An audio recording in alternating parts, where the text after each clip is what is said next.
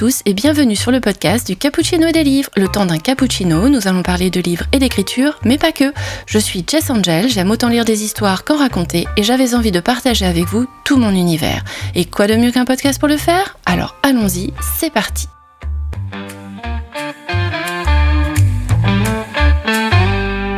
Dans cet épisode spécial interview, nous allons faire la connaissance de l'auteure Amandine Solis, qui autopublie son premier roman, Bolingo, grâce à une campagne Ulule qui a démarré le 9 avril 2025 et qui finira le 14 mai 2025. Cette romance contemporaine sera publiée au mois de juillet 2025 et 2 tomes compagnons suivront courant 2026. Bonjour Amandine et bienvenue sur ce podcast. Bonjour Jessie, bonjour à tous. Et merci beaucoup de me recevoir. Je suis très heureuse d'être avec vous cet après-midi. Eh bien écoute, nous sommes autant ravis de te recevoir. Comment ça va ? Ça va, un peu fatiguée, stressée par la campagne Ulule, mais très très très heureuse et très reconnaissante parce que il y a vraiment eu du soutien, un engouement. Je suis super contente, c'est encore mieux que tout ce que j'espérais, donc très heureuse et reconnaissante, mais un petit peu à fond aussi en ce moment. J'imagine. Bon, si on commençait par une petite présentation de la personne que tu es. Alors, je suis Amandine. Mon nom de plume, c'est Amandine Solis. Mm-hmm. Je vis dans le sud-ouest. Donc, je suis née à Toulouse et j'ai vécu entre Toulouse et le Comminges. Et actuellement, je vis dans le Comminges. Donc, c'est un petit coin du sud de Toulouse. Mm-hmm. Et je vis là donc depuis toujours dans ce secteur-là. Je suis éducatrice de jeunes enfants de formation initiale. Donc, j'ai travaillé en crèche, en protection de l'enfance et dans l'accompagnement parental. Mm-hmm. Et je suis aussi formatrice en métier de la petite enfance et du travail social. Waouh. Voilà, je fais ça et en parallèle, je suis depuis quelques mois autrice. Alors, pas tout à fait autrice publiée, on y est presque. Bientôt. C'est toujours difficile à définir, mais je suis autrice depuis presque un an, donc je vais en parler. Mais du coup, je me suis lancée dans l'écriture de mon premier roman qui sort tout bientôt et qui est dispo en précommande et qui sort tout bientôt. Voilà ce que je fais dans la vie. Alors, et pour la campagne, ça va, ça se passe bien ? Oui, ça se passe bien. On a fait un super bon démarrage. On a atteint le premier palier en fait qui était fixé à 2 000 €. On l'a atteint en un jour. Waouh! Qui est énormissime. Effectivement. C'est incroyable, vraiment. Oui, ça a été la folie. Vraiment, les personnes se sont mobilisées dès le départ et ça a été incroyable. Et là, elle a commencé il y a 2 semaines et on est à 3 000 € quasiment. Donc c'est super. Ah oui, c'est vraiment génial. Et il reste encore de la marge devant toi, donc c'est pas mal. Hein. Ouais, c'est top. Et qu'est-ce qui t'a poussé à t'auto-publier en commençant par une campagne Ulule ? Alors, justement, j'ai fait le choix de l'auto-édition. Alors, parce que j'ai eu un gros coup de cœur, j'ai découvert du coup l'auto-édition quand durant l'écriture de ce premier roman. En fait, au début de l'écriture, j'envisageais pas. Forcément, je savais pas trop comment j'allais le publier. J'étais pas là-dedans. J'étais vraiment juste dans l'idée de essayer d'écrire un roman et d'aller au bout d'un roman parce que je l'avais jamais fait. Donc, la question c'était est-ce que j'en suis capable? Est-ce que je vais y arriver? Et en fait, au fil de l'écriture, j'ai vraiment ressenti le besoin de le partager et de le publier. Alors, j'avais toujours ce rêve depuis toute petite de devenir écrivaine, quoi. Voilà, ce rêve d'enfant de un jour j'écrirai, un jour je veux écrire un livre et que les gens puissent le lire, mais ça me paraissait loin et inaccessible. Et puis quand j'ai décidé de me lancer dans l'écriture de Bolingo, donc de ce premier roman, j'avais pas trop réfléchi à comment est-ce que j'allais le publier. Et finalement, j'ai découvert l'auto-édition au fil de l'écriture grâce au Discord des mots raturés. D'accord. Grâce à la communauté, j'ai découvert grâce au Discord et aussi grâce à des formations que j'avais fait dans le cadre de l'écriture vraiment où j'ai fait des formations en ligne pour l'écriture. Et du coup, forcément, sont venues aussi des infos sur le milieu de l'édition, sur comment publier. Et donc, je me suis renseignée de plus en plus. J'ai écouté pas mal de podcasts, de témoignages et ça m'a vachement plu. Ça m'a plu énormément parce que bon, moi déjà, je suis auto-entrepreneur pour mon autre activité professionnelle. D'accord. Donc j'ai déjà, je connais un petit peu, voilà, ce milieu de l'entrepreneuriat. Je connais ses défis, ses challenges, ses difficultés, et je connais aussi les avantages. Et j'avais envie de les retrouver. Voilà, moi, ce côté indépendant, le fait de mener un projet de A à Z, de pouvoir choisir mon équipe, de choisir avec qui je vais travailler, de qui je vais m'accompagner, voilà, de choisir des professionnels spécialisés pour m'accompagner dans la publication de ce roman. Le fait d'avoir ces petits challenges, d'avoir cette liberté aussi à certains endroits au niveau de liberté d'expression, de publication, de pouvoir choisir aussi le format, la couverture, voilà, Bolingo, il a une magnifique couverture avec Jaspage. Tout à fait. Et voilà, je savais, là, j'ai pu choisir. C'est moi qui fais l'investissement. Ça a un coût financier, c'est clair, un coût en temps aussi. Mais voilà, j'ai pu prendre cette décision-là, faire ces choix-là et pouvoir créer cet objet livre avec cette liberté-là. Donc, j'avais envie de tenter. D'accord. J'ai préféré faire dans ce sens-là. J'ai préféré tenter d'abord moi, en auto-édition, en tant qu'indépendante, et voir peut-être après, voilà, je suis pas du tout fermée un jour peut-être à être publiée en maison d'édition, à soumettre des manuscrits, ça me plairait aussi, mais j'avais envie de tenter là, celui-ci, je le voyais bien sur de l'auto-édition pour essayer. D'accord. Et d'où la campagne Ulule, c'est vrai que ça permet déjà aux lecteurs de pouvoir participer, soutenir le projet, s'intégrer dans ce projet avant la sortie du livre. Donc ça a un côté sympa aussi parce que voilà, il y a tout ce côté, on soutient le projet d'une autrice indépendante qui démarre sur son premier roman. Il y a le côté aussi, du coup, on y gagne des petits cadeaux en fonction des paliers qui sont atteints. On gagne des exclusivités, et des goodies, des goodies, ouais, tout à fait. On a fait des choses un petit peu spéciales en plus, vraiment dans le cadre de cette campagne, avec une box, avec des goodies. Voilà, donc il y a ce côté-là sympa. Et du coup, pour le lecteur, ça permettait ça. Et moi, c'est vrai que ça me permettait d'avoir déjà une première communication autour de ce roman avant la sortie et de pouvoir anticiper mon stock d'impression, mes frais d'impression, voilà, de pouvoir anticiper aussi les impressions parce que forcément, sur un premier roman, on ne sait pas trop combien en commander, voilà, combien est-ce qu'il en faut. Donc ça permet ça aussi.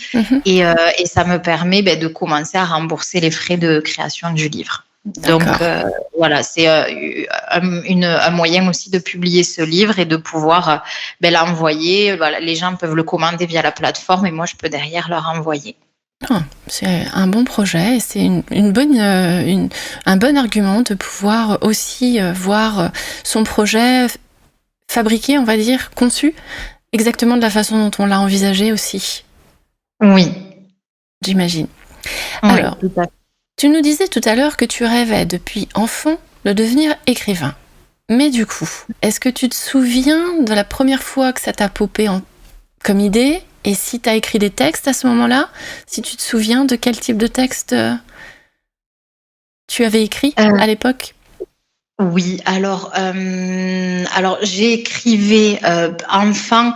J'écrivais un peu les journaux intimes et tout ça, mais sans vraiment l'idée un jour que ça soit un métier. Pour moi, c'est vrai que je connaissais tellement peu d'écrivains quand j'étais, tellement peu on n'en voit pas, on n'en entend pas parler que ça me paraissait pas être un métier. Je ne répondais pas qu'est-ce que tu veux faire comme métier écrivain parce que ça me paraissait pas être un métier. Et puis bon, moi enfant j'aimais tout, je m'intéressais à tout, donc je rêvais d'être chanteuse, je rêvais d'écrire, je rêvais de faire plein de choses. Donc je pouvais pas. Très créative. Ouais, très créative, voilà. Et puis j'inventais dans ma tête du coup des chansons, des histoires. Voilà, j'étais un peu là-dedans. Et par contre, c'est vraiment à l'adolescence. Alors, j'ai toujours lu quand même petite. J'ai beaucoup aimé lire dès que j'ai découvert la lecture et tout ça, mais c'est vraiment à l'adolescence que je m'y suis plongée. d'abord par la lecture et après par l'écriture. Mais j'ai découvert l'écriture thérapeutique en fait. C'est une psychologue qui m'a dit à l'adolescence, voilà, qui m'a suggéré d'écrire, de poser des mots sur tous mes tourments, mes difficultés, mes émotions, tous mes questionnements. Et donc c'est là que j'ai commencé à écrire et où j'ai eu vraiment, ça a été un coup de cœur, vraiment même plus que ça. Ça a été une bouffée d'oxygène, un exutoire. Ça a été, ce qui à un moment donné m'a sauvée. D'accord. Je dis clairement que l'écriture c'est ce qui m'a sauvée. À un moment donné, le fait d'écrire, ça m'a vraiment fait beaucoup de bien. Et c'est là où du coup, à un moment donné, je me suis dit peut-être que ce que j'écris, ça pourrait aussi faire du bien à d'autres personnes. Donc oui, j'ai continué à écrire et j'ai fait un baccalauréat littéraire parce que passionnée de littérature française, mais anglaise. Aussi, j'étais dans un bac anglais aussi, donc passionnée de littérature. Et j'écrivais, du coup, je lisais beaucoup dans le cadre aussi de mes études, de ce baccalauréat, et j'ai participé à un concours d'écriture. Donc ça a été mon premier pas dans l'écriture. D'accord. Et c'était quel type de nouvelles ? Du coup, tu répondais à quel type d'appel à nouvelles ? C'était une nouvelle contemporaine. Alors c'était vraiment organisé dans le cadre c'était avec la région pour les lycéens. D'accord. C'était organisé avec la région et c'était du contemporain un petit peu. Donc moi j'y parlais de dépression, de sujets forts, de sujets assez forts, parce que c'est ce que j'aime dans l'écriture, c'est pouvoir aussi parler de sujets forts avec aussi de la lumière et du feel good derrière, mais de pouvoir amener des sujets forts. D'accord. Et donc j'avais participé à ce concours. Et après ça, j'ai fait une pause sur l'écriture de fiction. J'ai plus réécrit après ça. Alors, ce concours, ça m'a beaucoup plu, ça a marché, ça a été très chouette. Mais du coup, je me suis consacrée à ma carrière d'éducatrice de jeunes enfants. D'accord. Je suis entrée en formation, d'éducatrice de jeunes enfants. Plus derrière, mes premières années de boulot. J'ai continué d'écrire pour moi. Toujours dans mes petits carnets et j'écrivais aussi des articles professionnels. En fait, j'avais besoin de garder l'écriture quand même, mais c'était vraiment professionnel. J'écrivais des articles sur la parentalité, sur la petite enfance. J'y prenais beaucoup de plaisir. Les personnes aimaient aussi les lire. Et d'ailleurs, souvent, on me dit, mais un jour, tu écriras, c'est sûr, tu écriras, en fait. Tu écriras des ouvrages, tu écriras il faut que tu continues d'écrire. Alors, j'avais toujours eu ce goût-là. À un moment donné, je m'étais même posé la question des études de journalisme. Et c'est vrai que, j'ai jamais pu arrêter l'écriture, quoi. Mais c'était pas de la fiction. Ok. Et si maintenant, on en venait à ton texte, qui est dans la campagne Ulule, qui est ton premier texte que tu vas publier, qui s'appelle Bolingo. Qu'est-ce que tu pourrais nous en dire ? Alors, Bolingo, donc c'est une romance contemporaine feel good. Donc c'est l'histoire d'Elena et Trésor, qui sont deux âmes marquées et abîmées par la vie. Et donc Elena et Trésor se rencontrent dans le club de plage La Belle Vie. Donc c'est dans les Pyrénées-Orientales. Donc toute l'histoire se déroule en bord de mer entre Saint-Cyprien et Collioure, pour ceux qui connaissent, dans le sud de la France, dans les Pyrénées-Orientales. Alors ils se rencontrent là-bas parce que du coup, donc, Trésor est cuisinier. Il bossait dans un resto étoilé et ça s'est mal passé. Il y travaille plus, donc il travaille pour l'été au club de plage La Belle Vie. Et Elena était éducatrice spécialisée. Et suite à un événement traumatisant dans le cadre de son boulot, elle ne peut plus travailler là-bas. D'accord. Et elle est en souffrance, donc elle essaie de se reconstruire dans le club de plage La Belle Vie, qui est le club de plage en fait de son cousin et de son ami. Donc elle y travaille pour l'été. C'est là-bas qu'ils vont se rencontrer du coup tous les deux. Au début, donc la rencontre entre Elena et Trésor est assez tendue. Finalement, ils arrivent à dépasser ça. Ils vont se rapprocher. Ils vont tomber amoureux. Mais la vie va mettre des obstacles sur leur chemin, va venir tester leur résistance. les blessures du passé qui vont se mêler aussi à ça, les épreuves du présent. Voilà. Alors, dans les thématiques aussi, il y a la thématique du cancer parce que du coup, la maman de Trésor, dont il est très proche, est atteinte de cancer. Et en fait, tout au long de l'histoire, on suit aussi l'évolution de la maladie et comment ça va venir impacter Trésor. Et comment ça va l'impacter lui, comment ça va impacter Elena aussi, qui va la rencontrer, comment ça va impacter aussi la relation. Et donc, il y a la thématique de la protection de l'enfance, puisque du coup, Elena travaille dans la protection de l'enfance et Trésor a aussi un passé avec la protection de l'enfance et c'est ce qui va venir aussi créer du conflit entre eux. D'accord. Voilà, on a ces deux thématiques-là qui sont des sujets forts et engagés.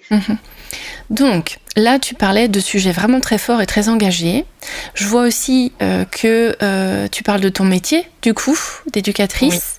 Est-ce que c'est ton métier qui t'a donné l'inspiration pour ce roman ou est-ce que tu as eu d'autres domaines d'inspiration qui t'ont aidé à le peaufiner ? Oui, alors il y a eu mon métier, effectivement, et il y en a eu d'autres.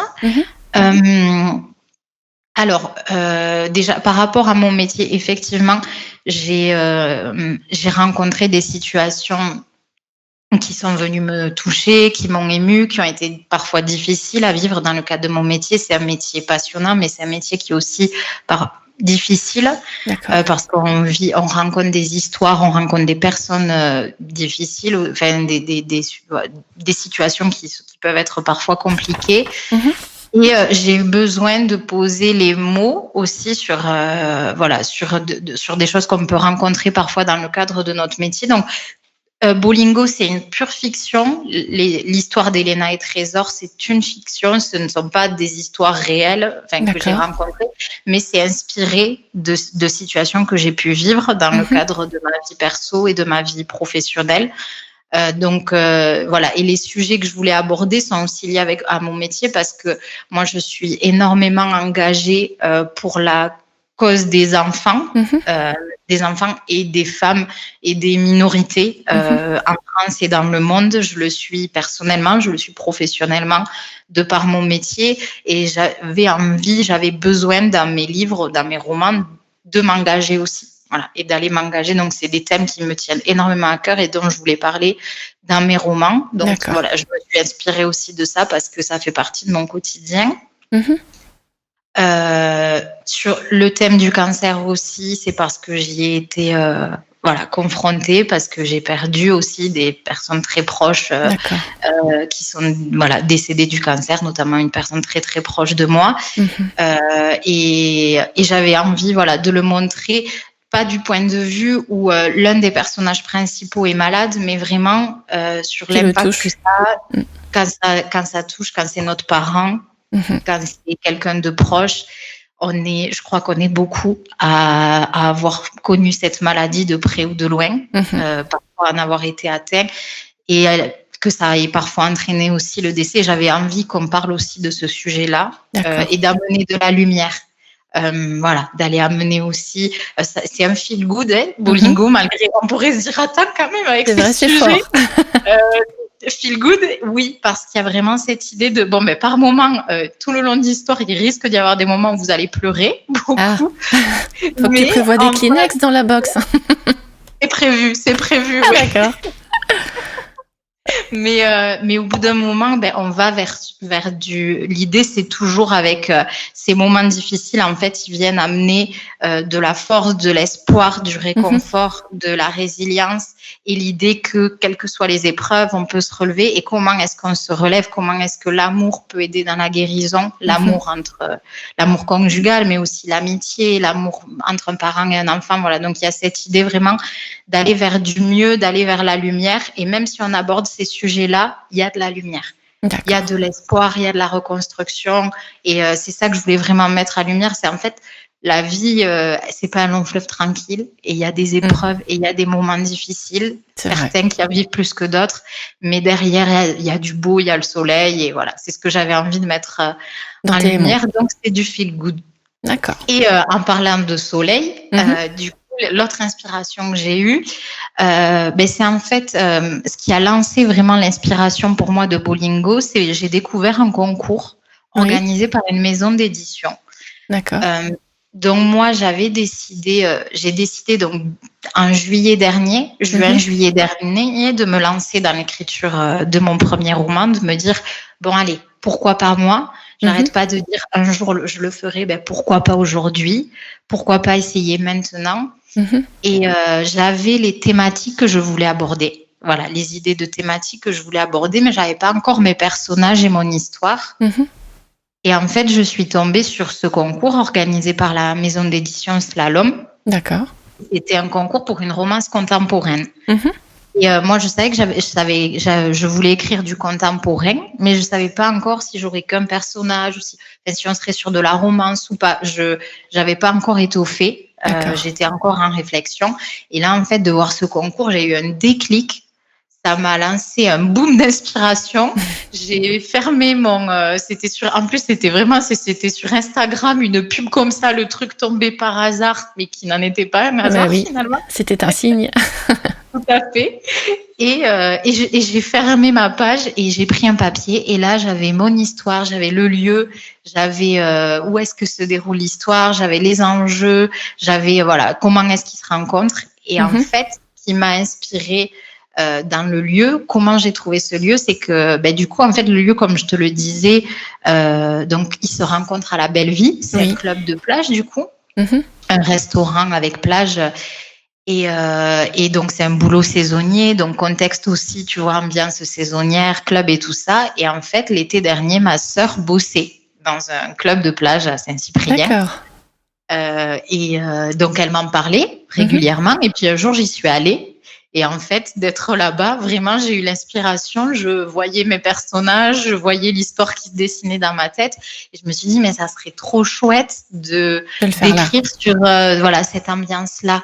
L'ambiance saisonnière, les rencontres, les relations qui se créent et à la fois l'épuisement aussi, la fatigue, parce que c'est intense de bosser dans ces cadres-là. Il y a le soleil, il y a l'ambiance, les cocktails. Enfin, vraiment, j'ai été inspirée de ça. Ok. C'est une très très belle inspiration. Là, j'avoue que ça t'a donné plein d'éléments. Je trouve ça chouette. Des fois, les signes du destin qui nous amènent sur le chemin de nos propres histoires. Je trouve ça vachement cool. Et si maintenant, tu nous parlais de toi en tant qu'autrice, est-ce que tu as des habitudes, des rituels qui te permettent de te lancer dans ta séance d'écriture ou est-ce que tu te lances comme ça ? J'ai des petits rituels. Alors, j'ai pas d'horaire fixé parce que je m'adapte un peu à mon emploi du temps qui est assez flexible. J'ai jamais les mêmes jours de travail et j'ai une petite fille aussi à la maison, donc on s'adapte. Donc là, sur l'écriture de Bolingo, dès qu'elle partait à la sieste, dès qu'elle était au lit, je perdais pas une seconde. Je me mettais sur mon ordinateur et je démarrais. Au début, j'ai beaucoup écrit partout. Je prenais mon ordi portable et j'écrivais partout, sur le canapé, fauteuil, sur mon bureau, un petit peu sur le téléphone, mais très rarement. J'ai beaucoup de mal à écrire sur le téléphone. C'était vraiment, si j'avais besoin de rajouter une ou deux phrases ou si vraiment j'attends une demi-heure et j'ai rien à faire, je le fais, mais j'étais pas très à l'aise. Mais j'écrivais sur mon ordi portable. Et en fait, j'ai eu super mal au dos à force d'écrire. Mince. D'être dans la position et je me suis dit alors je travaille déjà sur l'ordi aussi pour préparer mes cours en tant que formatrice et tout ça, je suis quand même pas mal sur l'ordi. Je me suis dit là je vais travailler beaucoup d'heures sur l'ordi, il faut que je sois dans une bonne position, il faut que je préserve mon corps, sinon ça va pas suivre derrière. Et du coup, je me suis créé un bureau, et je me suis fait un bureau, j'ai ma chaise de bureau, donc quand je démarre des grosses sessions, j'écris au bureau. Quand je fais des petites sessions, que c'est le soir, tu vois, où j'ai envie un peu de compagnie ou quand je suis pas à la maison, là, je prends mon ordi portable et j'ai pas de rituel particulier. C'est vraiment la petite session flash. Mais quand je sais que moi, je suis capable d'écrire des fois pendant 3, 4, 5 heures. Waouh. Et donc là, c'est des grosses sessions. Oui, donc quand je fais ces sessions-là, là, j'essaie d'être dans les meilleures conditions physiquement, donc de me poser à mon bureau. J'ai investi dans un clavier, ça c'est trop génial. D'accord. Je vois vraiment la différence. Donc, il me faut, pour mes bonnes sessions, il me faut mon clavier, mon ordi. Un bon siège. Un bon siège, voilà. Donc, le confort de l'auteur, l'ergonomie. Et après, j'ai mes petits trucs, effectivement, mes petites habitudes qui m'aident à me lancer dans une session. J'aime bien démarrer avec une boisson chaude, un cappuccino. Ah, bien. Évidemment, ça c'est le plaisir. Oui. Voilà, en plus, on a la vraie cafetière qui fait les cappuccinos en grains et tout ça. Donc, le vrai cappuccino. Si c'est le soir, bon, je vais éviter le cappuccino, je vais prendre une petite tisane. Sauf si tu te lances dans une nuit blanche d'écriture. Ça arrive. Ah oui. Ça arrive des fois. Des fois, mon mari me retrouve à 2 ou 3 heures du matin encore en train d'écrire. Ouais. D'accord. Ah, une fois qu'on est lancé, après, c'est dur. Ouais, c'est dur. Après, on le subit le lendemain matin, quoi. C'est ça. Et après, j'ai aussi une bougie.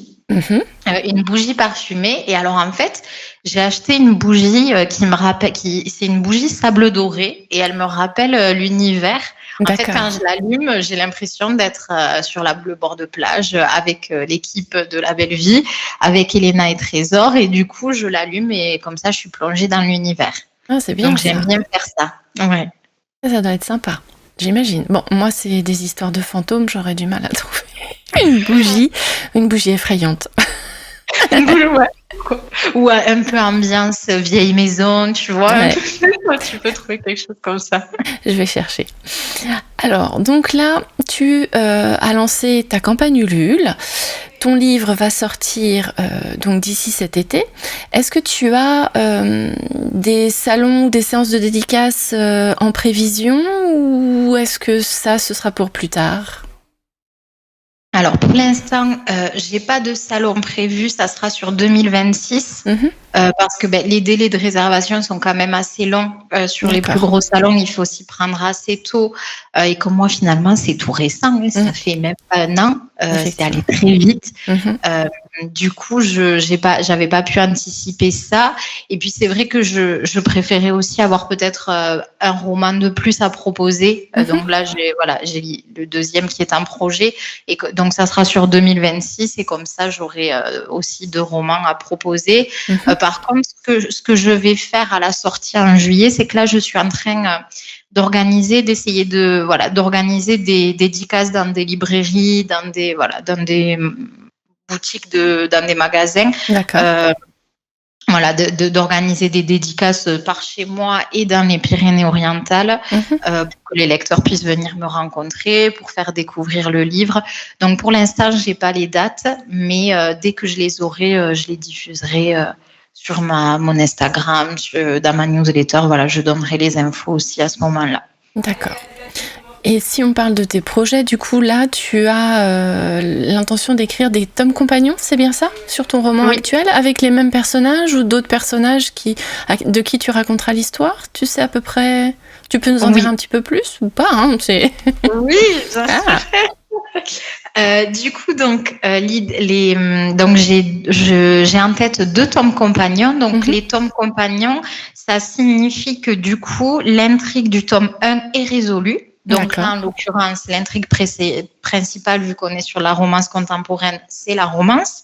Donc, l'intrigue entre Elena et Trésor est résolue à la fin du tome 1. Et en fait, dans les tomes compagnons, des personnages secondaires du tome 1 deviennent personnages principaux. D'accord. Donc, pour le tome 2, alors là, je le révèle, c'est une révélation, je ne l'ai dit nulle part. Une exclusivité, ouais. Une exclusivité. Donc, pour ceux qui liront Bolingo, les personnages principaux du tome 2, ce sont Adri et Victoria, donc Adri et Vic, et donc qui seront, eux, du coup, personnages principaux. Donc, on va découvrir leur histoire à eux. D'accord. Leur histoire d'amour et leur histoire de vie aussi. Il y aura aussi des thématiques fortes. On sera aussi sur du feel good, mais avec des thématiques. Il y aura aussi des mouchoirs nécessaires pour celui-là. Et on a un tome 3 aussi avec Amaya et Jordi. Alors là, il y aura une petite particularité, mais je découvrirai, j'expliquerai ça plus tard. Oui, t'as raison. Voilà. Garde encore des secrets pour le reste. Ah bah c'est déjà un très très beau projet, de très très belles histoires qui vont naître de tes mains. C'est waouh, félicitations, franchement. Ben, j'espère. Alors là, du coup, c'est un peu l'appréhension. C'est marin. Je me dis, c'est marin. Comment, bon, tu sais ce que c'est en tant qu'auteur, c'est syndrome de l'imposteur, c'est doute perpétuel. Tu es devant ta page, tu te dis c'est nul ce que j'écris, ça va pas, je vais pas y arriver. Donc il y a toujours un doute. Je vais pas arriver à le commencer, je vais pas arriver à faire la moitié, je vais pas arriver à le finir. Et là, du coup, je suis mais s'il faut, je suis incapable d'écrire un deuxième roman. S'il faut, c'était miraculeux d'avoir réussi à en écrire un premier. Mais je me suis dit ça. Sur le premier, c'est pareil. J'arrêtais pas de me dire pareil. S'il faut, t'es pas capable. Et en 3 mois et demi, je l'ai écrit 107 000 mots en 3 mois et demi.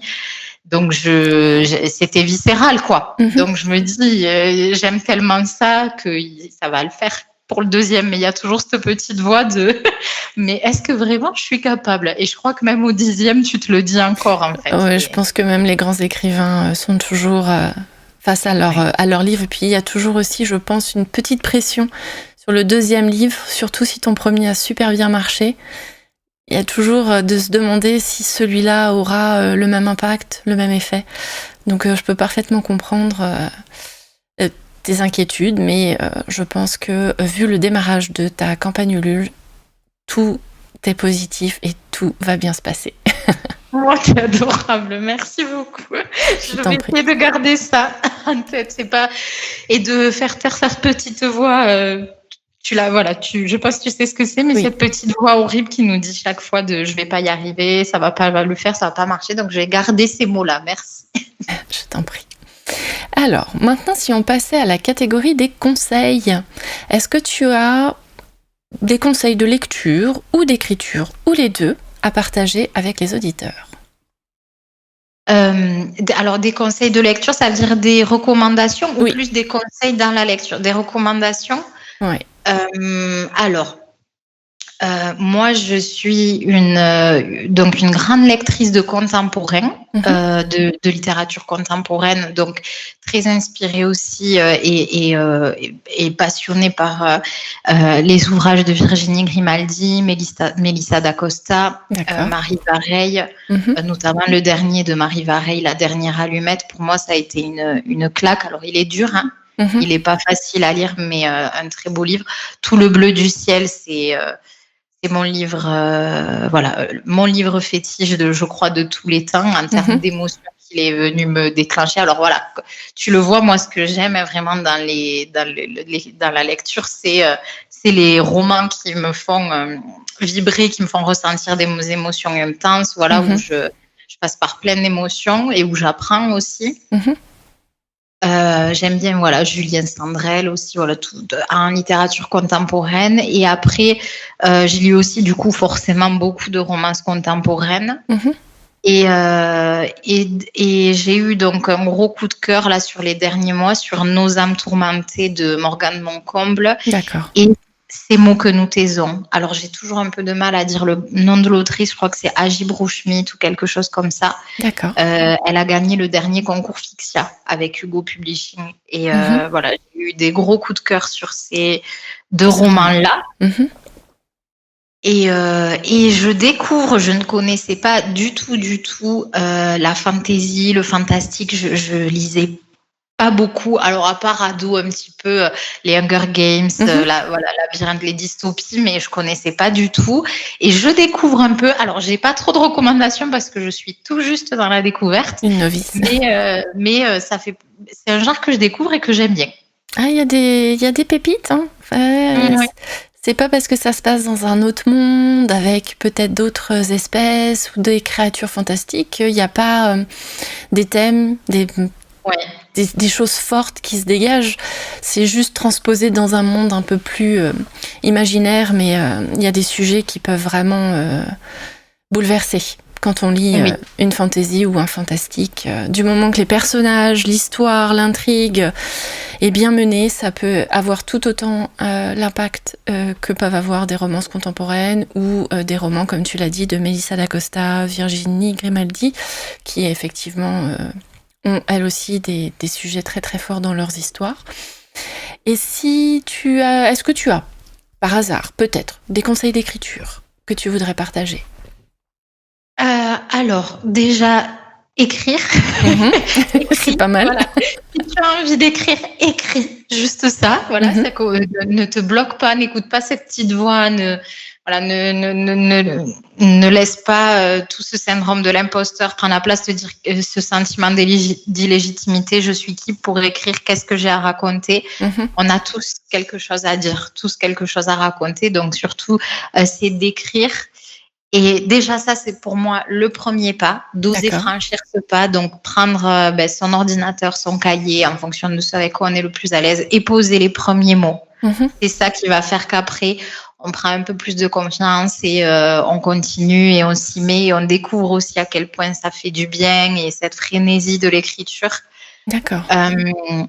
Et après, moi, je dirais ce qui fait qu'on s'accroche, ça reste quand même la discipline. Et c'est de s'y tenir, de se mettre une régularité. Parce que je crois que écrire, on le peut tous finalement, mais aller jusqu'au bout d'un roman ou d'une histoire, ça demande de s'y accrocher et c'est pas tous les jours facile. Voilà, j'ai pas envie de dire que c'est facile parce que ça ne l'est pas. Ça demande vraiment de la discipline, des sacrifices parfois aussi pour se dire en fait non, là, ce temps-là, il est pour mon écriture, il est pour l'écriture et je fais pas autre chose et je déroge pas et je m'y mets vraiment parce que sinon je vais pas pouvoir aller au bout, je vais pas pouvoir continuer. Donc des fois, ça demande, de sacrifier une soirée avec des copains ou quelque chose qu'on nous propose parce que non, en fait, là, je dois avancer dans mon roman, dans mon histoire. Donc, je dois sacrifier aussi ce temps-là et de se mettre en place. Alors, en fonction des organisations de chacun, on peut pas toujours se mettre un horaire fixe, mais de se dire tous les jours, j'écris un peu. Voilà. Ça, pour moi, le meilleur conseil, là où j'ai vu vraiment l'évolution, c'est quand j'ai écrit tous les jours. D'accord. Parce que du coup, je perdais pas cette confiance. Enfin voilà, je perdais pas le fil de l'histoire. Je perdais pas cette confiance ou cette difficulté à me remettre dans l'histoire. Alors voilà, un jour, moi, je faisais quand même. Je trouve qu'un jour, des fois, il faut faire des pauses. Voilà, se faire des petits moments de pause, un petit peu, prendre du temps pour soi, en famille. Mais je trouve que plus de 2-3 jours, c'est dur après de s'y remettre et de se remettre dedans. Et je crois que des fois, ce qui fait qu'on met des années à l'écrire, c'est parce qu'on laisse des laps de temps sans écrire pendant un moment. Et du coup, voilà, moi, je trouve que le fait de se dire j'écris un peu, même si c'est pas beaucoup, même si c'est un quart d'heure, 20 minutes, une phrase, mais on est toujours un peu dans l'histoire, voilà. Et après, c'est vraiment pour moi de se dire, de se faire confiance, quoi, de se faire confiance et de se dire oui, j'ai quelque chose à raconter, oui, j'ai ma place, on a tous une place, on a l'impression qu'il y a des milliers d'auteurs et que c'est dur de faire une place, c'est une réalité, ça appartient à la publication aussi, mais avant d'arriver à publier, ce qui compte, c'est de l'écrire. Et moi, un conseil qui m'a beaucoup aidé aussi, c'est pour juger, c'était un mantra que j'avais entendu, c'était pour juger un roman, il faut qu'il soit terminé. Donc, pour savoir si le roman est bon ou pas, il faut qu'il soit terminé. Donc, tant qu'il n'est pas terminé, je peux pas le juger.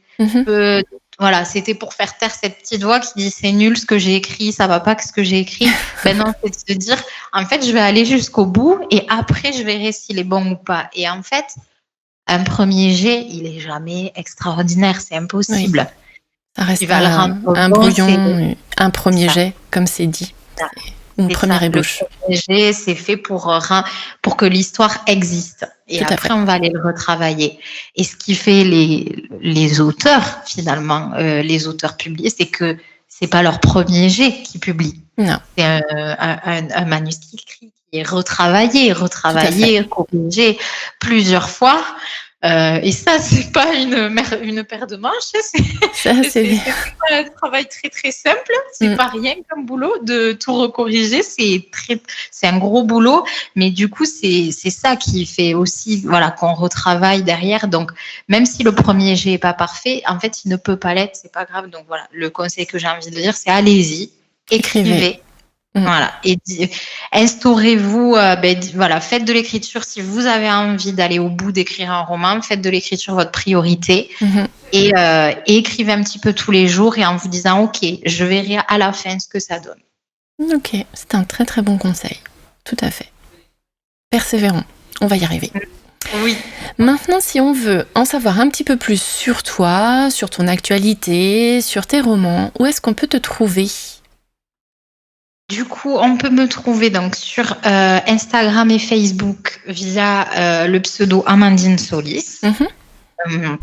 Donc je suis assez présente, assez active. Donc j'y partage sur ces réseaux sociaux, j'y partage mes actualités, j'y partage les infos, des petits extraits, des exclusivités sur Bolingo et sur mes projets aussi. J'y partage mes coulisses.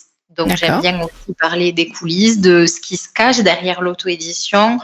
Voilà, j'ai parlé de mon équipe, voilà, des professionnels que j'ai choisis pour avoir le meilleur livre possible à l'intérieur et à l'extérieur, qui soit qualitatif à l'intérieur et à l'extérieur. Donc, je me suis entourée de professionnels. Donc, voilà, j'en parle aussi. J'ai parlé de mes corrections éditoriales. Là, je vais parler des corrections orthotypaux. Voilà, on peut suivre un petit peu le processus de qu'est-ce qu'il y a derrière, qu'est-ce que c'est que l'auto-édition. Et je parle aussi des fois de thématiques sur lesquelles je suis engagée. Voilà, des fois, il y a aussi du contenu éducatif sur les thématiques sur le cancer, sur la protection de l'enfant, sur les thématiques que j'aborde dans mon roman, mais pas que aussi. Voilà, dans cette volonté de transmettre aussi sur ces sujets-là. Donc là, voilà, il y a toutes mes actualités. Et en ce moment, on peut aussi trouver du coup les infos donc sur la campagne Ulule, sur la page de la campagne Ulule. Donc sur cette page, il y a le résumé de l'histoire, il y a les tropes, il y a les différents formats parce que du coup donc Bolingo, j'ai décidé de le proposer sur 3 formats différents. Donc il y a le format numérique, le format broché avec Jaspage. Et le format relié collector qui est exclusif à la campagne, voilà, qui avec des dorures un peu rigides, et si on atteint le palier 4, il aura lui aussi un jaspage. D'accord, waouh. Bon donc projet. Ouais, je suis avec une graphiste exceptionnelle qui m'a fait une superbe couverture, enfin 2 superbes couvertures du coup.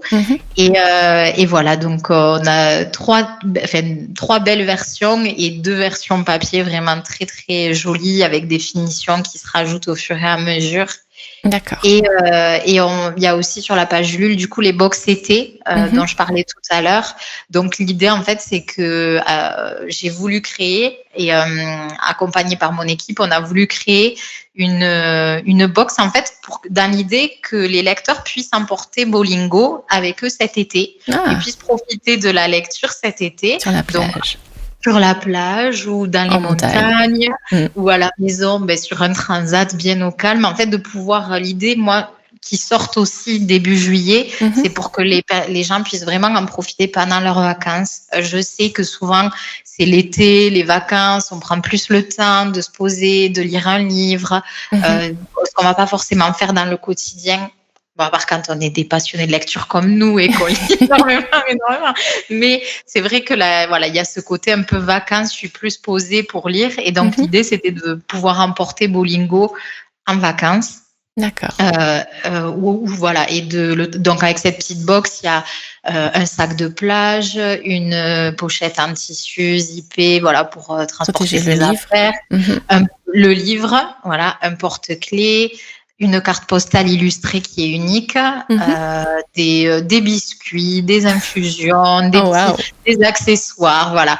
Plein de choses que vous pouvez découvrir du coup sur la page Ulule. Et donc ça, c'est vraiment exclusif à la campagne. Voilà, l'idée pour que les personnes puissent en profiter dès cet été et la recevront du coup dès le début de l'été et savourer cette expérience-là. Donc, il y a toutes ces infos sur la page Ulule. D'accord. Et après, j'ai aussi une newsletter Mhm. sur Substack. Donc, soit en allant directement sur l'application Substack, pareil, c'est le pseudo Amandine Solis. D'accord. Soit il y a sur mon Instagram, le lien est disponible et les personnes peuvent s'abonner et recevoir dans la boîte mail les newsletters lorsque je les publie. D'accord. Ok. Ah bah c'est cool. Plein de choses pour retrouver toutes les informations pour faire ta connaissance et puis pour approfondir les sujets, les livres et les thématiques que tu vas développer. Enfin, c'est vachement bien, je trouve. Eh ben dis donc. Waouh. On arrive à la fin de l'épisode. Est-ce que tu as encore quelque chose à partager avec nous qu'on aurait oublié de dire à un moment ou à un autre? Ou est-ce que tu nous as tout dit? Je pense qu'on a dit pas mal de choses. Oui, j'essaie de voir. Ouais, je pense qu'il y a pas mal de choses déjà. Voilà. Sur tout ce que je voulais dire, c'était pas mal. Ouais. D'accord. Bon. Et bien voilà, ce nouvel épisode de podcast est fini. J'espère que cela vous a intéressé, que vous avez passé un bon moment avec nous. Merci Amandine de t'être prêtée au jeu de l'interview. Merci d'être venue. Je te souhaite une très... Pardon, tu voulais dire quelque chose? Je voulais te remercier de m'avoir reçu et merci à tous d'avoir écouté et d'avoir passé ce moment avec nous. Merci. Je te souhaite une très très belle campagne Ulule et la réalisation de ton projet dans tout son ensemble parce que tout ce que tu as dit, franchement, ça a l'air vraiment chouette. Et puis je suppose que voir ton histoire dans un bel écrin sur les étagères de nombreuses personnes, c'est un rêve qui va se réaliser. Que la petite fille qui était en toi petite et qui rêvait de devenir écrivain va pouvoir voir se réaliser avec ça. Je te souhaite vraiment une très très belle campagne Ulule. Merci à tous d'être restés jusqu'à la fin. Si cela vous a plu, n'hésitez pas à vous abonner pour avoir le prochain épisode dès sa sortie, à liker et à partager. Et si vous le souhaitez, vous pouvez retrouver Amandine, notamment sur sa page Instagram amandine.solis, ainsi que sur sa page Facebook. La campagne Ulule, ne l'oubliez pas, je vous mettrai toutes les adresses dans la barre de description et sa newsletter. Merci pour votre écoute. Merci Amandine. À très vite pour la suite.